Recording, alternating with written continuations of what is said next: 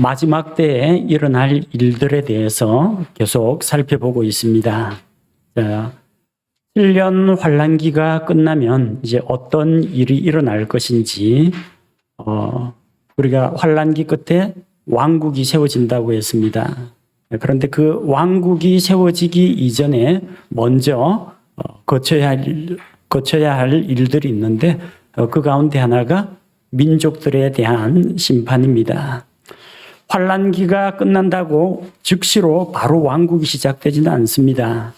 왜냐하면 전쟁으로 인해서 땅이 황폐하게 되었고, 또 살아남은 자들 가운데에서는 믿고 구원받은 자도 있고 구원받지 못한 자들도 있기 때문입니다. 그래서 이 모든 것들을 정리하는 시간이 필요하게 됩니다. 환란기 이후에 어떤 일이 일어나는지 다니엘 12장 11절과 12절 말씀을 살펴보겠습니다.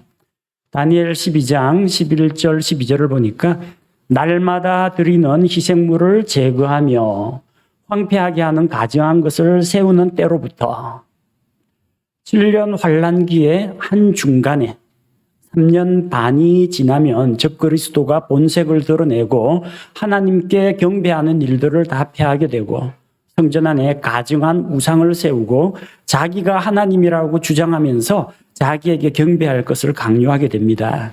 그러니까 가증한 것을 세우는 때로부터라고 했는데, 가증한 것을 세우는 때는 환란기 중반부입니다. 자, 환란기 중반부터 마지막 3년 반이 지나야 됩니다. 그런데 본문의 말씀은 1290일이 있으리라. 기다려서 1335일까지 이르는 자는 복이 있도다. 이렇게 기록하고 있습니다. 전체 환란기가 7년인데 전반기 3년 반, 후반기 3년 반으로 나뉩니다. 3년 반이라면은 개월수로 따지자면은 3년이니까 36개월, 반이니까 6개월, 42개월이죠. 42달. 요한계시록에 이야기하는 것은 42달입니다.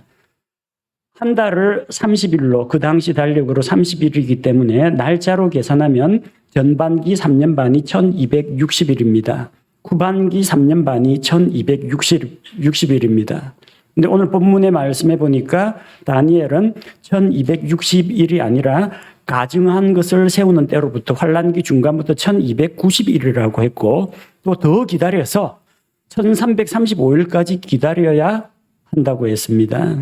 1290일이라는 것은 1260일, 후반기 3년 반 1260일에 30일을 더한 기간입니다. 이 기간 동안 민족들의 심판이 이루어질 것으로 보고 있습니다. 유대인들을 선대한 자들, 유대인들을 핍박한 자들, 예수 그리스도의 다시 오셔서 통치하심을 믿지 않는 자들을 일단 왕국에 들어가지 못하게 다 처벌하고 분리시키는 작업이 필요합니다. 그래서 1260일이 아니라 1290일이 필요합니다. 근데 1335일을 기다려야 한다고 했습니다. 1260일에서 30일, 거기에서 45일을 더 기다려야 한다고 했습니다.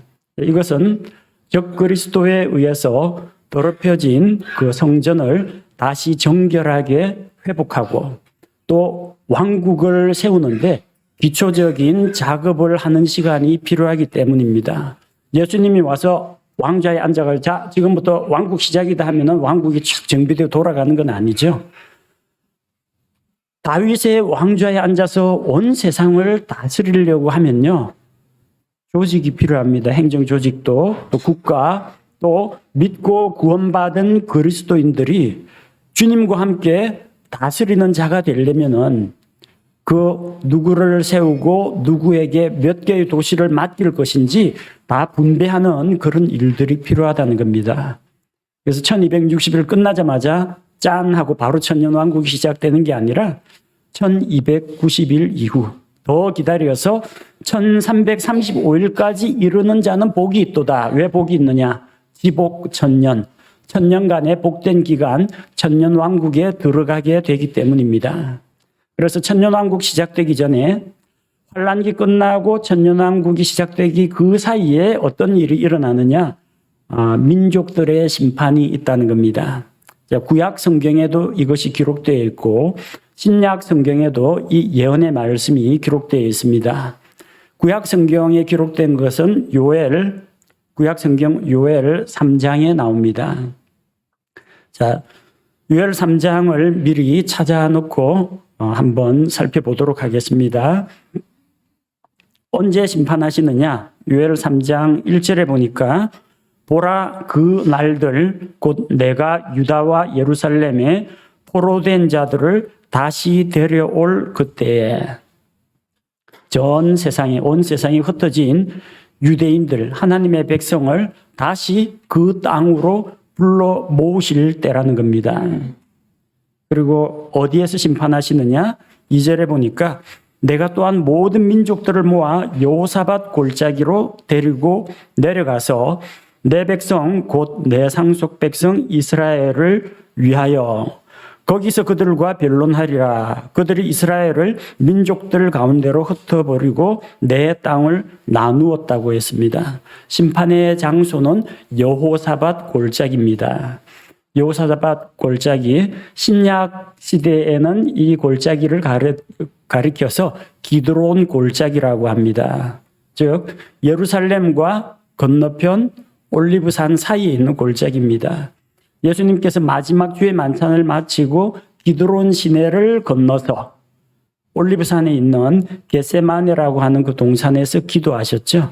예루살렘하고 올리브산 사이에 있는 게 여호사밧 골짜기, 신약 성경에는 기드론 골짜기라고 되어 있습니다. 자, 왜 무슨 일 때문에 심판하시느냐?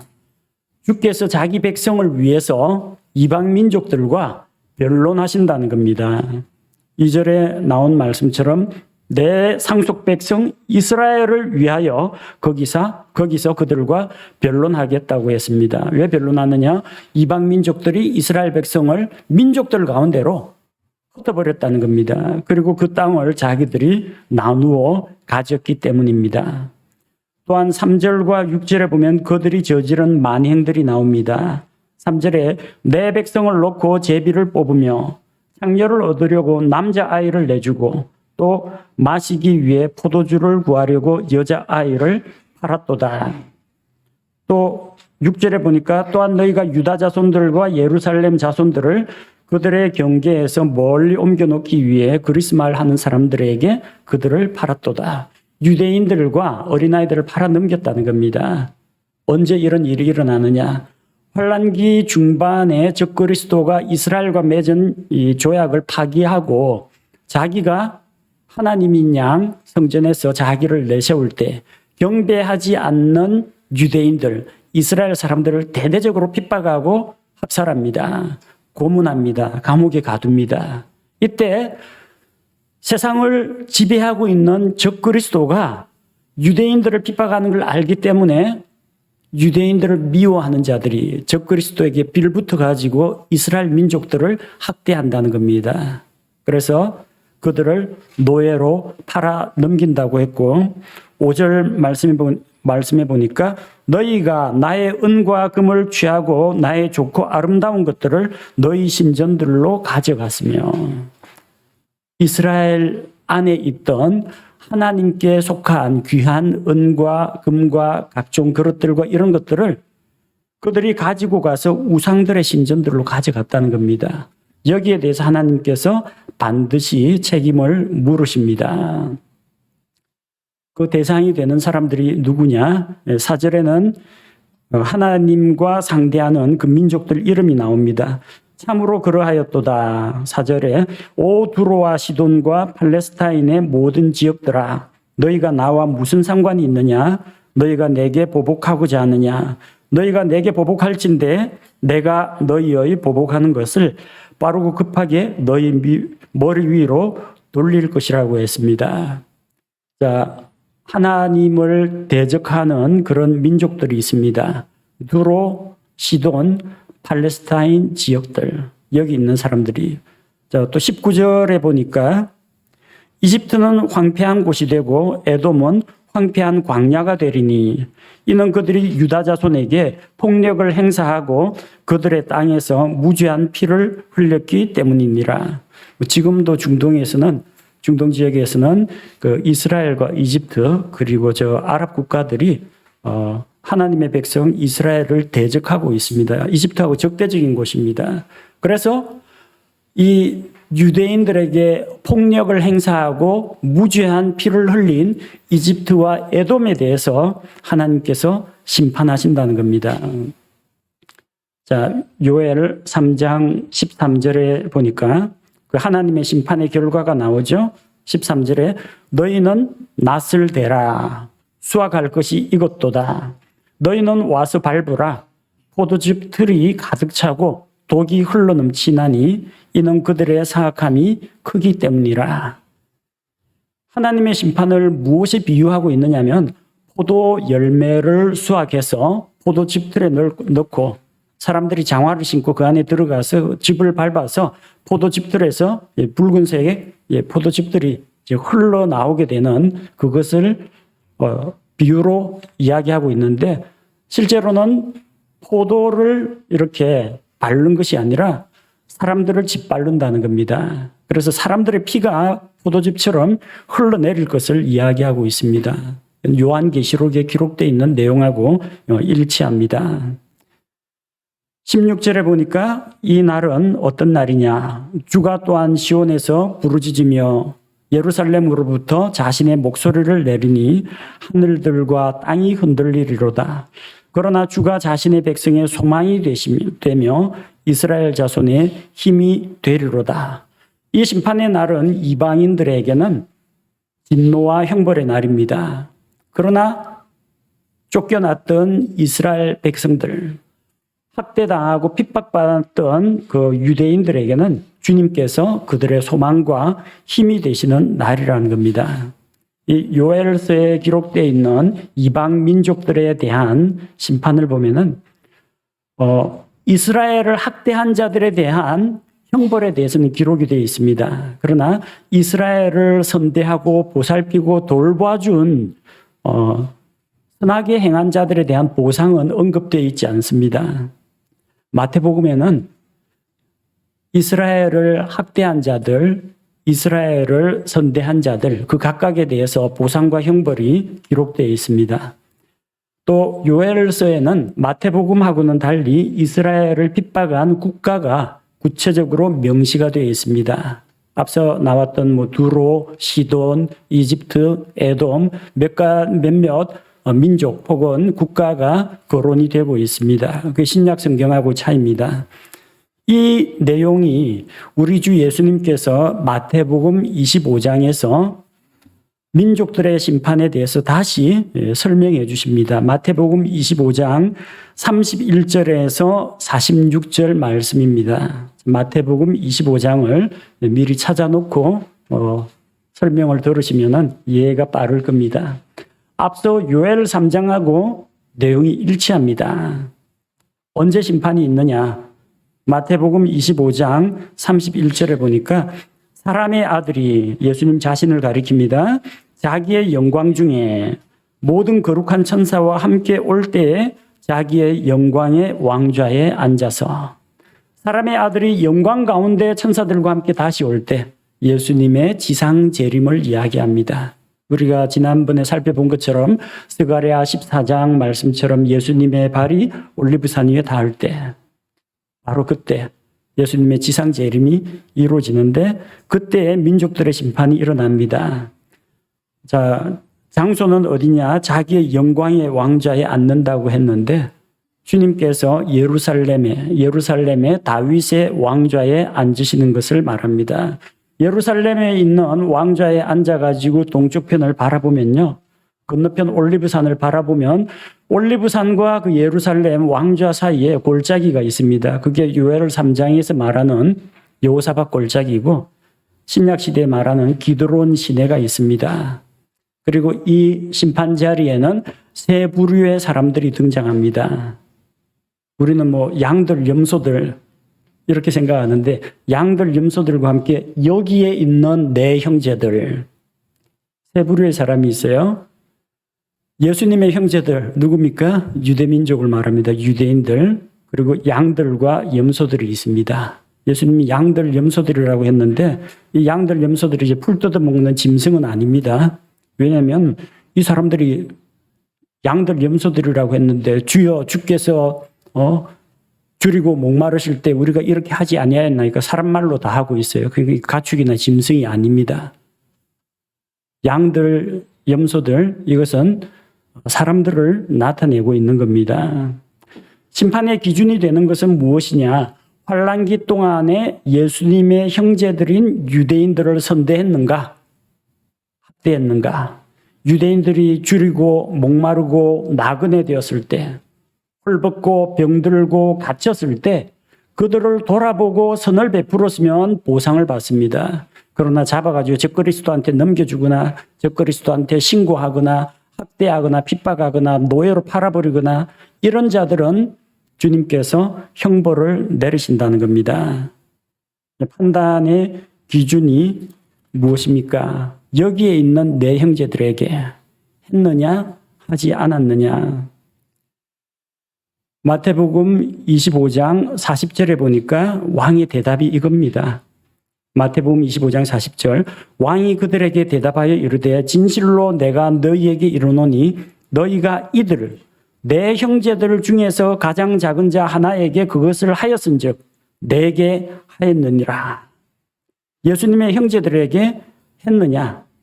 그리고 안 한 자는 유대인들을 선대하지 않은 자들은 45절에 나옵니다. 마태복음 25장 45절에 그때 그가 그들에게 대답하여 이르되 진실로 내가 너희에게 이르노니 너희가 이들 중에서 가장 작은 자 하나에게 그것을 하지 아니하였은즉 내게 하지 아니하였느니라. 판단의 기준은 환란기 때 이스라엘 백성을 선대하고 보호하고 잘 대우해 줬느냐 하지 않았느냐 거기에 달려 있습니다. 오해 없이 들으시기 바랍니다. 이 양들과 염소들을 나누는 기준은 단순히 선행을 했느냐 안 했느냐, 가난한 자들을 구제하고 먹을 것을 주고 감옥에 찾아가고 병들었을 때 돌봐주고 착한 일을 했느냐 안 했느냐가 기준이 아닙니다. 환란기 때 여기 있는 예수님의 형제들 유대인들을 선대했느냐 하지 않았느냐입니다.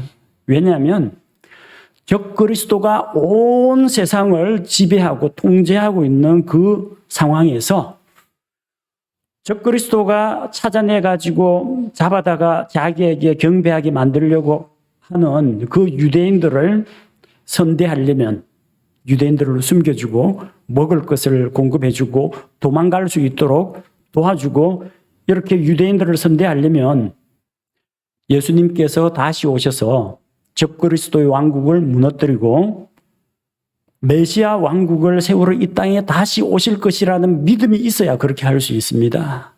안 그러면 유대인들을 선대할 수가 없습니다. 즉 이것은 선행의 문제가 아니라 믿음의 문제라는 겁니다. 예수님 다시 오셔서 왕국을 세우실 것이다. 왕국의 복음을 믿느냐. 그리고 그 믿음에 따라서 믿음의 행위가 나와야 합니다. 지금 신약 교회 시대하고는 차이가 있습니다. 우리는 우리의 공로가 없어도 선한 행위가 없어도 오직 하나님의 은혜로 믿음을 통해서 구원받습니다. 그러나 환란기 때에는 그 믿음이 행위를 통해 증명이 되어야 합니다. 믿는 자에게서는 믿음에 따른 선한 열매가 나오는 것이 정상이라는 겁니다. 37절에 나오는 그 양들이라고 하는 사람들, 양들은 어떤 자들입니까? 의로운 자들이라고 했습니다. 착한 일을 해서 의롭게 되었을까요? 성경은 선행으로 의롭게 된다고 하지 않습니다. 의롭게 된 자들, 누가 의롭게 됩니까? 믿는 자입니다. 믿음으로 의롭게 된 자들. 그들은 믿는 자들이요, 의롭게 된 자들이요, 믿음이 있기 때문에 적그리스도가 아무리 협박을 하고 그러더라도 적그리스도를 두려워하지 않고 하나님의 백성을 도와줄 수가 있다는 겁니다. 41절에 나오는 염소들은 누구냐? 저주를 받은 자들입니다. 41절에 그때 그가 왼편에 있는 자들에게도 이르되 저주를 받은 자들아 너희는 내게서 떠나 마귀와 그의 천사들을 위하여 예비된 영존하는 불에 들어가라고 했습니다. 저주를 받은 자들. 누가 저주받은 자입니까? 죄인들은 모두 죄의 저주 아래 있습니다. 율법의 저주 아래 있습니다. 자기 죄의 문제를 주님께 맡기고 해결하지 못한 자들은 저주받은 자들입니다. 선행의 문제가 아닙니다. 믿는 자들, 죄의 문제를 해결한 자들. 이 자들이 양들입니다. 의로운 자들입니다. 저주받은 자들, 예수 그리스도를 통해 죄의 문제를 해결하지 않은 자들, 믿지 않는 자들, 믿지 않으니까 예수님 다시 오심을 믿지 않으니까 예수님이 왕국을 세우러 온다는 걸 믿지 않기 때문에 유대인들을 핍박하고 학대한 자들, 그런 자들이 염소들이라는 겁니다. 그래서 양들에 대해서는 보상이 있고 염소들에 대해서는 그들에 대해 하나님께서 내리시는 보응, 형벌이 있습니다. 양들은 어떤 보상을 받느냐? 34절에 나오는 말씀처럼 하나님 아버지께 복을 받아서 세상의 창건 이후로 그들을 위해서 예비된 그 왕국을 상속받으라고 했습니다. 왕국에 들어갑니다. 그 안에서 상속 유산을 얻게 된다는 겁니다. 그리고 46절에 그리하여 이들은 영존하는 형벌에 들어가되 의로운 자들은, 아까 의로운 자들 나왔죠? 의로운 자들은 영원한 생명에 들어가리라. 그들은 왕국에 들어가고 영원한 생명을 누리게 됩니다. 염소들에 대한 형벌은 단순히 염소들에 대해서는 뭐 책망을 받거나 보상을 잃어버리는 걸로 끝나지 않습니다. 41절에 말씀한 것처럼 마귀와 마귀의 천사들을 예비된 영존하는 불에 들어가라. 꺼지지 않는 지옥불에, 꺼지지 않는 불호수에 들어가게 된다는 겁니다. 지옥은 누구를 위해 예비되었습니까? 마귀와 마귀의 천사들, 마귀와 마귀들을 위해 예비된 겁니다. 그 사람 들어가라고 만든 데가 아니에요. 그런데도 하나님은 싫고 마귀가 좋다 하면은 그래, 근데 마귀하고 영원히 살아라 하고 꺼지지 않는 불 속으로 보내버리는 겁니다. 사람은 지옥 가라고 만들어진 존재가 아니에요. 지옥은 마귀와 마귀의 천사들이 가야 되는 것입니다. 우리는 하나님께서 주신 생명의 복음을 통해서 구원받아 사람들을 구원으로 인도해서 지옥에 갈 사람들을 건져내서 그리스도의 왕국에, 하나님의 왕국에 들어가야 합니다. 46절에도 나오죠. 그리하여 이들은 영존하는 형벌에 들어가되, 영존하다고 했습니다. 영원히 존재하고 영원히 지속된다는 겁니다. everlasting. 속에서 한순간에 뭐 뜨거운 불에 의해서 소멸되고 깨끗이 재가 되어서 사라지면 좋겠는데 그게 아니라 꺼지지 않는 불 속에서 끊임없이 고통을 당하면서 형벌을 당하는 그런 일이 일어나게 된다는 겁니다. 양들이냐, 염소들이냐. 우리는 양들이냐, 염소들이냐 이거 신경 쓸 필요가 없습니다. 왜냐하면 우리는 환난기 때 유대인들에게 뭐 잘해주고 못해주고 할 수가 없어요. 전부 다 7년 동안 주님과 함께 하늘에 있기 때문에. 그리고 하늘에서 주님께서 지상 재림하실 때 우리도 같이 내려옵니다. 그렇기 때문에 우리는 이 민족들의 심판에 들어가서 너 가난하고 굶주리고 헐벗고 병들고 옥에 갇힌 자를 돌아보았느냐, 우리한테는 그런 심판을 내리진 않습니다. 환난기 중에 이 땅에 있는 수많은 이방 민족들을 대상으로 한 그 심판이고, 심판의 기준은 하나님의 백성, 예수님의 형제들인 유대인들을 선대했느냐, 그렇지 않느냐는 겁니다. 근데 이 마태복음 25장의 맥락을 이해를 못하고 단편적으로 이 부분만 보고 인용하면은 구원 교리에 혼동이 올 수가 있습니다. 대표적인 잘못이 어떤 거냐면은 보니까 다 착한 일 아니에요. 가난한 자 돌아보고, 헐벗은 자 입히고, 굶주린 자에게 먹을 것을 주고, 병든 자를 돌봐주고, 옥에 갇힌 자를 찾아가고, 착한 일 하라는 걸로 잘못 해석할 수가 있습니다. 그래서 선한 행위가 없으면 구원받지 못한다, 이렇게 가르치는 분도 있다고 합니다. 그러나 이것은 그리스도인들에 대한 심판이 아닙니다. 환난기를 통과한 민족들에 대한 심판입니다.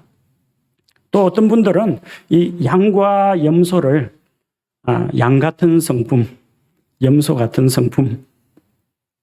그래서 그리스도인의 성품을 나타낸다. 그렇게 해석하는 분도 있어요. 누가 염소냐? 염소는 이게 뿔이 잘 들이받는 거 좋아하잖아요. 목사한테 들이받는 사람, 염소. 다른 형제들하고 들이받고 싸우는 사람, 염소. 강단에서 이렇게 가르치는 사람도 있습니다. 양은 순하고 목회자 말 잘 듣고 잘 따라오고 이러면 양. 자, 그러나 구원은 좋은 성품이나 좋은 인격을 가지고 구원받는 것은 아닙니다. 여러분, 성품이 고상하고 인격적으로 훌륭해가지고 구원받았습니까? 그런 사람은 아무도 없어요. 사람 가운데 그렇게 착한 사람은 없습니다. 양과 염소는 그리스도인의 성품을 말하는 게 아닙니다. 줄이고 목마른 자를 돌아보라. 헐벗고 병든 자들을 구제해라. 그래야 구원받는다. 이거는 사회주의 복음입니다. 예수 그리스도의 말씀을 통한 죄 문제 해결 그런 게 아니라 그냥 노숙자들한테 밥이나 퍼주고 불우한 이웃 돕기나 하고 뭐 병원 가가지고 사람들 막 위문하고 이러는 것이 복음이라고 잘못 알고 있는 사람들이 있습니다. 물론 복음의 말씀과 함께 선행과 구제도 필요합니다. 그러나 우리가 행하는 그 선행을 통해서 구원을 받거나 다른 사람들을 구원으로 인도하지는 못합니다. 또 이 말씀을 선한 행실이 없더라도 구원은 받지만 상급만 못 받는다. 그렇게 가르치는 분들이 있습니다. 그런데 여기에 나와 있는 그 염소들은 광야에서 불순종하고 죽어서 가나안 땅에 들어가지 못한 이스라엘 백성과는 다릅니다. 왜냐하면 이 염소에 해당하는 자들은 상급을 못 받는 그런 정도가 아니라요. 꺼지지 않는 불 속에 들어가서 영원 무궁토록 고통과 형벌을 당합니다. 보상의 문제가 아닙니다. 생명과 사망의 문제입니다. 심각한 문제예요. 자, 그런데 여기 나오는 양들, 염소들, 이 말씀을 양민족, 염소민족, 이런 식으로 부르는 일도 있습니다. 그래서 양민족과 염소민족이 민족별로 혹은 국가별로 있다는 생각을 하는 분도 있어요. 근데 성경에 양민족, 염소민족이라는 용어는 안 나옵니다. 사람들이 편의상 양들, 염소들 하니까 무슨 가축들 데려다가 심판하는 것처럼 보이니까 양민족, 염소민족 편하게 이제 부르는 건데 어떤 한 민족 전체가 양이라거나 이 민족은 전체가 염소들만 모였다거나 그런 의미는 아닙니다. 마태복음 25장에는 민족이나 국가 명칭이 나오지가 않습니다. 마태복음 25장에 에돔, 이집트, 시리아, 요르단, 팔레스틴 이런 거 안 나와요. 국가 민족은 나오질 않습니다. 이것이 민족 단위 어떤 민족 공동체 단위가 아니라는 것을 볼 수 있는 이유가 32절에 나옵니다. 32절에 마태복음 25장 32절에 모든 민족들을 자기 앞에 모으고 목자가 염소들로부터 자기 양들을 갈라내듯 그들을 일일이 분리하여 일일이 이게 민족이면요 경계선 끄어가지고 자 이쪽 민족 자 너희들 시민권 어느 쪽이야 이쪽 국가 나누면 간단합니다. 근데 여기 일일이라고 했어요. 케이스 바이 케이스입니다. 한 사람 한 사람이에요. 제각기 다르다는 거예요. 마치 목자가 양들과 염소들 가운데서 이거 갈라낸다고 했는데요. 이스라엘에서는 양떼와 함께 염소를 같이 키웁니다. 양하고 염소를 같이 키워요. 왜냐하면 양들이 길을 못 찾아요. 염소는 길을 잘 찾습니다. 풀어놔도 집에 염소는 잘 찾아옵니다. 그래서 출애굽기 12장 읽고 6월절 어린 양인데 양떼나 염소떼 중에서라고 하니까 6월절 염소 잡아도 되는구나 생각하는데 그게 아니고요. 양하고 염소를 같이 키우는 그 떼 안에서 어린 양을 잡으라는 이야기지 염소 잡는 거 아닙니다. 6월절 염소 없어요. 6월절 어린 양만 있습니다. 근데 키울 때는 양하고 염소를 같이 키워요. 그런데 밥 먹을 때가 되면 식사 시간 되면 양하고 염소를 갈라놔야 됩니다. 먹는 게 달라요. 양은 부드러운 풀을 먹습니다. 염소들은요 딱딱한 나무 껍질을 더 좋아합니다. 그래서 갈라놔야 돼요. 뭐 염소들이 뭐 말을 알아듣습니까? 양들이 말을 알아듣습니까? 양 가운데 염소들이 섞여 있으면 일일이 갈라내야 됩니다. 그것처럼 여러 민족들을 모아놓고 그 중에서 양인지 염소인지 주님께서 일일이 갈라내신다는 이야기입니다. 물론 뭐 가능성이 그 민족 단위로 이 구원이 이루어질 가능성이 전혀 없다. 그렇게 볼 수는 없습니다. 이방 민족들 가운데에서 유대인들을 선대한 민족은 집단적으로 구원을 받는가? 구원은 단체가 안 됩니다. 구원은 하나님과 각 개인 사이의 문제이지, 너 일본 사람이니까 구원받지 말고 넌 한국 사람이니까 구원받고 이런 거는 없다라는 겁니다.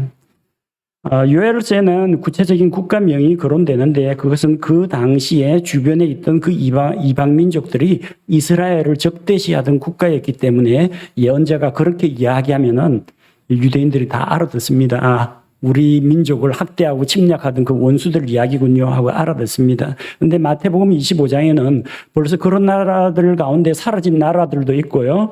나라 이름 자체가 거론이 되지 않습니다.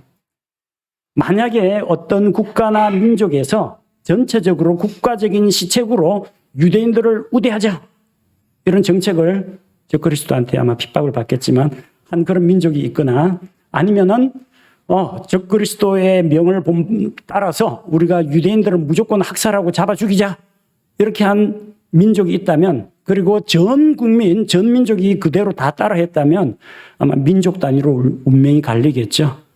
어떤 민족이 집단적으로 유대인들을 그렇게 학대했다. 어떤 민족이 집단적으로 전 구성원이 빠짐없이 유대인들을 선대했다. 그러면은 아마 그 민족 전체가 개개인 해봤자 다 그 사람 민족을 구성하는 개개인이 다 그렇게 행했다면 거기에 따라서 아마 민족들이 집단으로 보상을 받을 수도 있습니다. 그런데 만약에 유대인들을 핍박하는 어떤 이슬람 국가에서 하나님의 말씀을 두려워해가지고 누군가가 유대인들을 보호하고 숨겨줄 수도 있습니다. 반면에 유대인들을 보호하는 국가 시책을 내세웠는데도 그 중에 어느 국민들 중에 누군가가 유대인들을 학대하고 적그리스도에게 넘겨주는 사람들이 나올 수도 있습니다.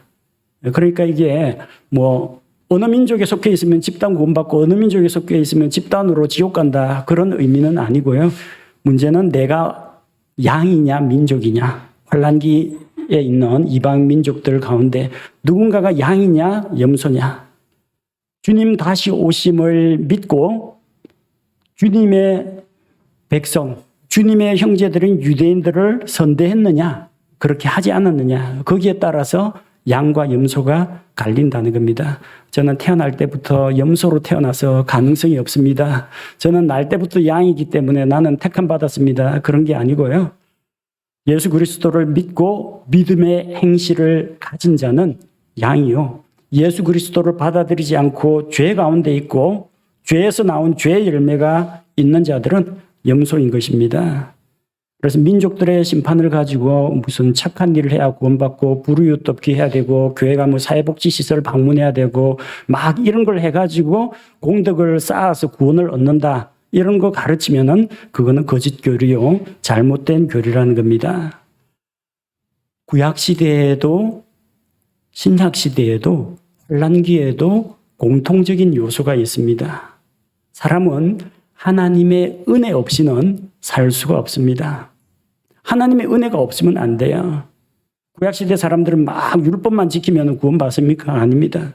하나님의 은혜가 있어야 하나님이 은혜를 베풀어서 너희가 비록 죄인이지만 희생 헌물의 피를 가지고 나아오면 받아주겠다. 하나님 이게 마련해 구원의 자리를 마련해 줘야 됩니다.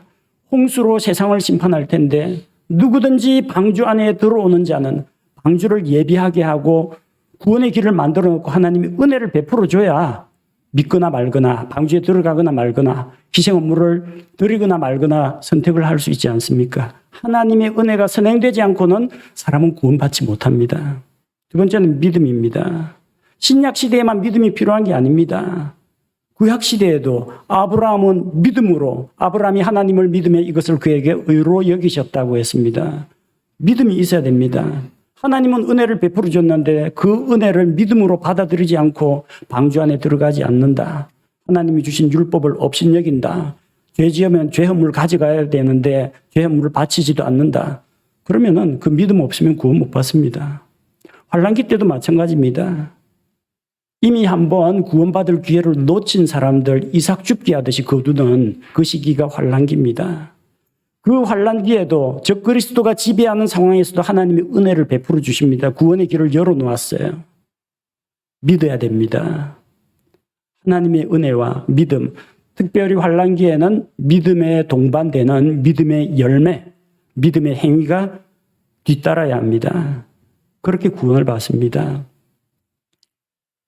믿는다고 하면서 환난기 때 입으로는 믿는다. 그냥 하나님은 마음을 보시는데 그냥 마음으로만 믿는다. 근데 적그리스도에게 경배하고 짐승의 표를 받는다. 그 믿음은 가짜입니다. 적그리스도가 유대인들을 핍박하는 그 상황 하에서도 적그리스도도 무섭지만 나는 하나님이 더 두렵다. 그래서 하나님의 백성을 살려주고 보살펴 주려면 예수 그리스도에 대한 믿음이 필요합니다. 그 믿음을 입증해 주는 것이 믿음의 행위, 믿음의 열매인 것입니다. 환난기에는 믿음과 행위가 별개의 것이 될 수가 없습니다. 믿음에서 선한 행위가 나옵니다. 선한 행위가 그의 믿음을 입증해 줍니다. 지금 우리는 은혜의 시대를 살아가고 있습니다.